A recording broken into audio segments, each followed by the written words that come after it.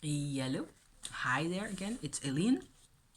I want to talk about the Shiva Lingam in terms of my own Shakti experiences, Shakti energy work experiences, and how it really fits in there. So we actually got one of these, a larger one, for my husband first.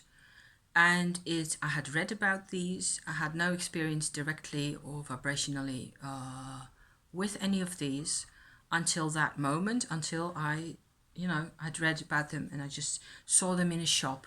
I handed one to my husband and he had an instant, like a response to the stone. So after a bit of back and forth and, picking one to take home with us, he enjoyed his stone very much. He doesn't use it a lot. He doesn't use it, wear it every day. His is actually a pendant. I decided to also get one, also to know more hands-on directly, of course, what it was that he's experiencing with this.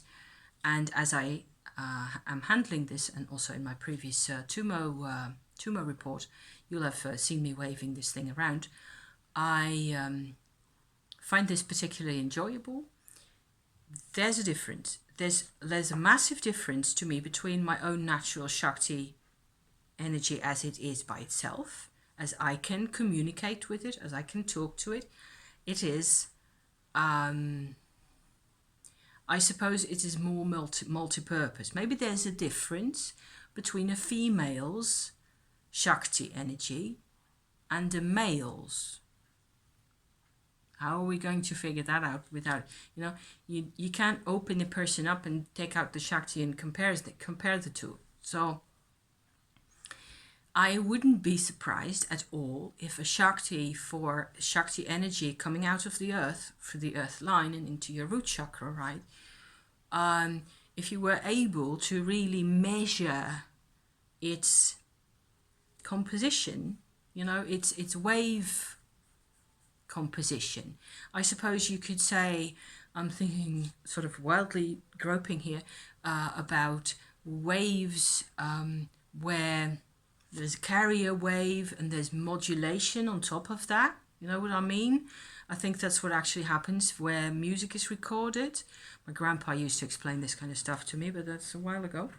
So I wouldn't be surprised if the carrier wave were the same for all of us. Humans, certainly. Maybe different for animals, by the way. So my cat has got a Shakti, otherwise she wouldn't be running around. But it's very different because it's a cat. She's a cat, right? So she's got all the different, loads of different requirements from us. So I would think that the carrier wave is the same for humans as a Shakti. However, the modulation, I wouldn't be surprised. And this is just imagery, huh? I'm not being, don't take me literally here. But the modulation will be different for females and for males. Because the relationship with other people is different for females and for males. Males don't carry life and hang on to it, and have them have life hang on to them in the same way that females do. Females produce little versions of themselves in, apostrophes, that then go on to walk around independently on the planet. I think there's a massive difference there. You might, for example, I'm just carrying my metaphor here way forward. You might think that generational Shakti energies. So, for example, if I had children, that their Shakti energies, plural, lots of plurals, down the line, and or generational Shakti energies from my ancestors or ancestresses, females, yes, will all be kind of present in my own modulation of the wave, of the bass wave. Is an idea to have. Males will also have that, I think, but less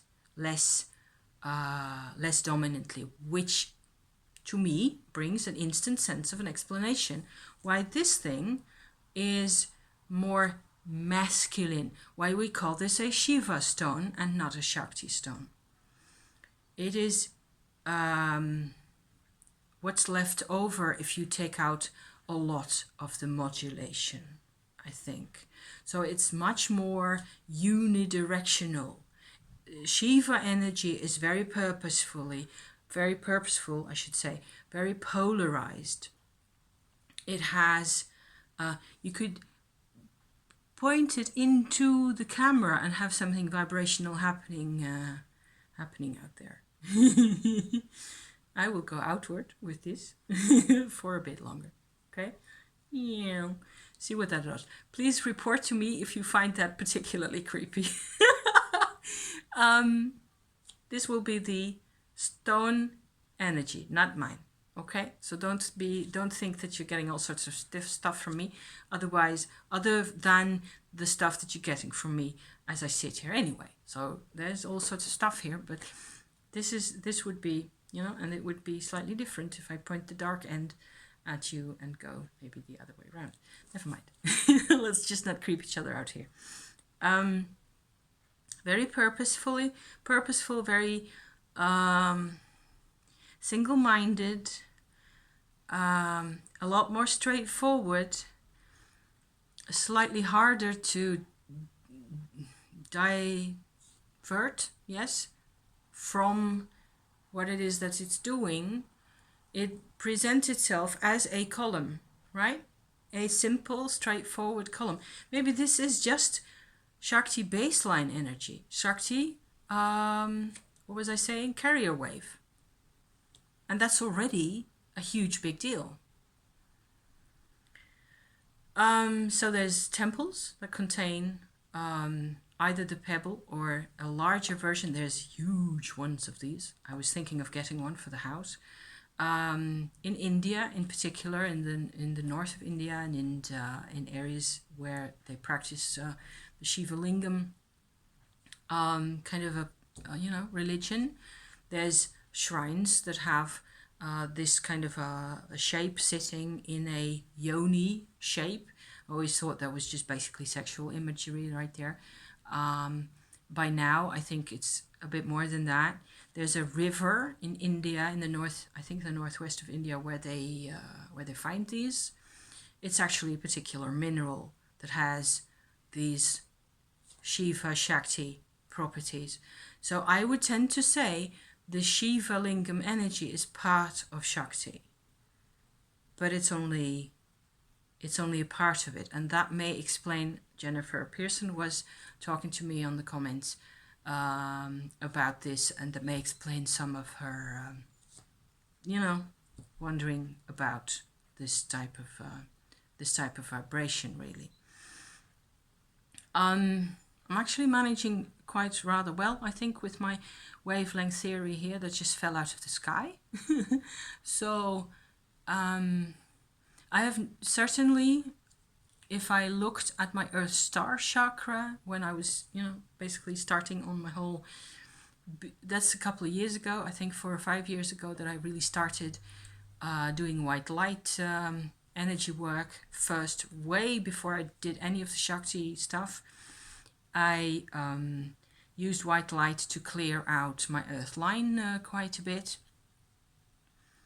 And I noticed then that the Earth Star chakra to me looks a lot like, think of a sunflower, like a disc that has lots of little round small sub-compartments in it.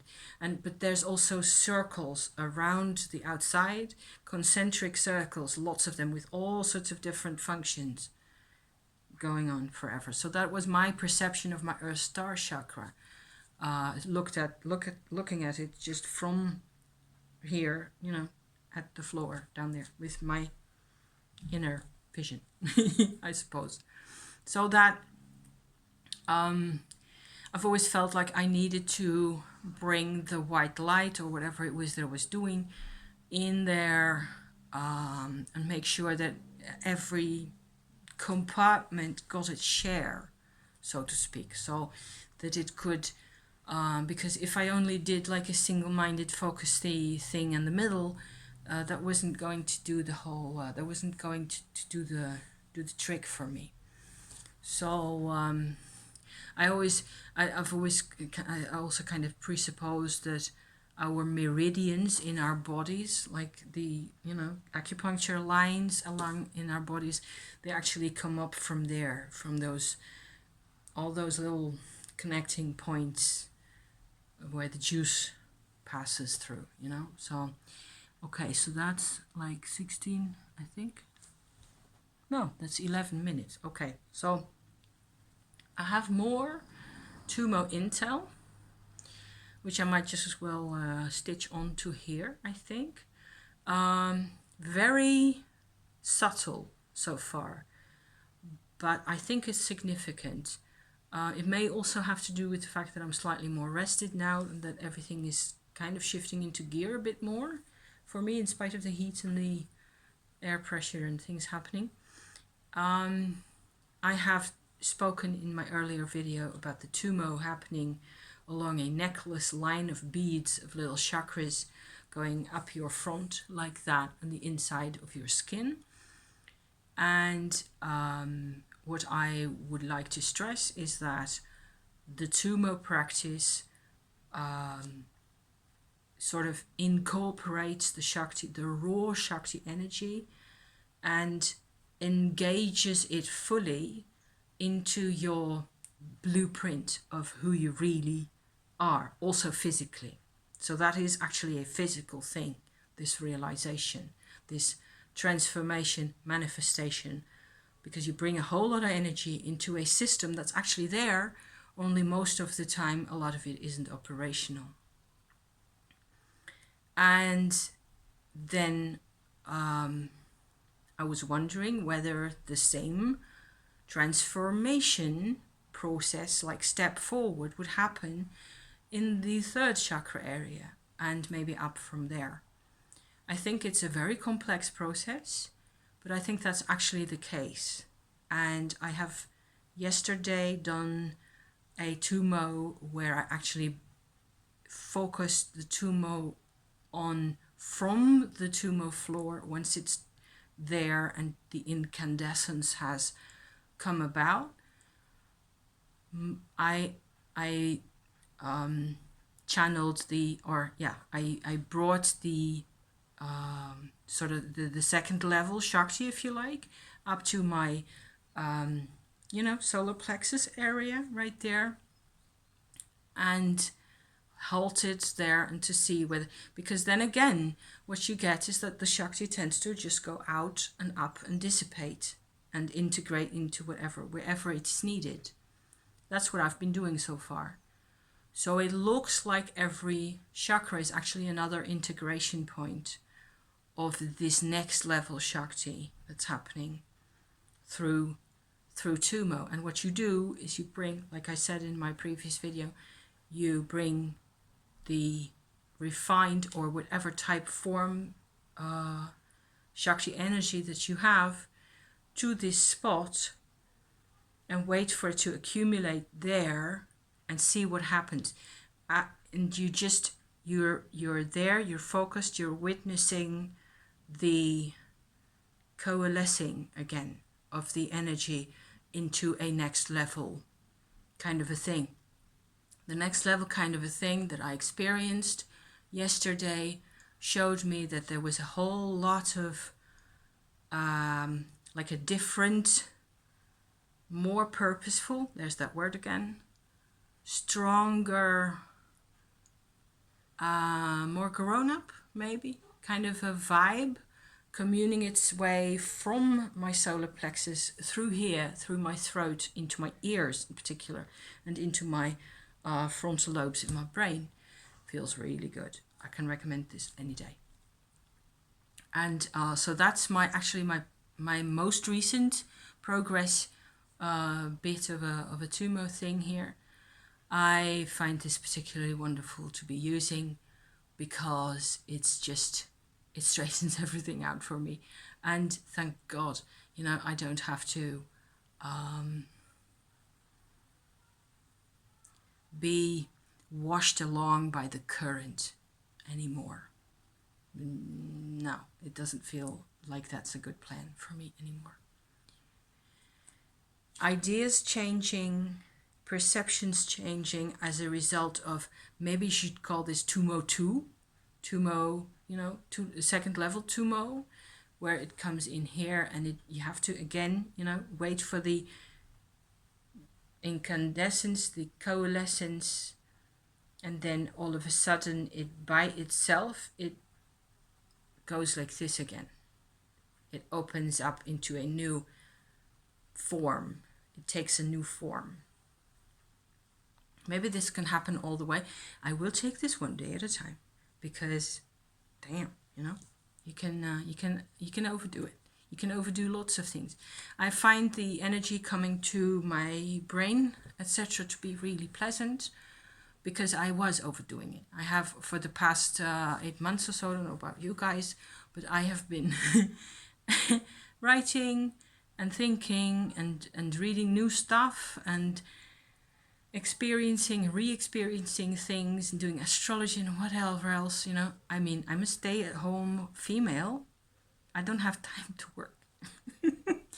I don't have time to work outside, and sometimes I wish I did, you know, pack boxes for people and earn money and be part of that. It's not my job. Apparently my job is to be out here in this way, and I find it kind of doable so far to talk about these things, and I hope this is helpful. As always, I think I've actually managed to do this time around again. 4:30, more television for me, just you know, to shift gear a bit. We're having an Indonesian style meal tonight, so that should be nice. Spicy food and hot drinks for hot weather. So yeah, thank you for watching.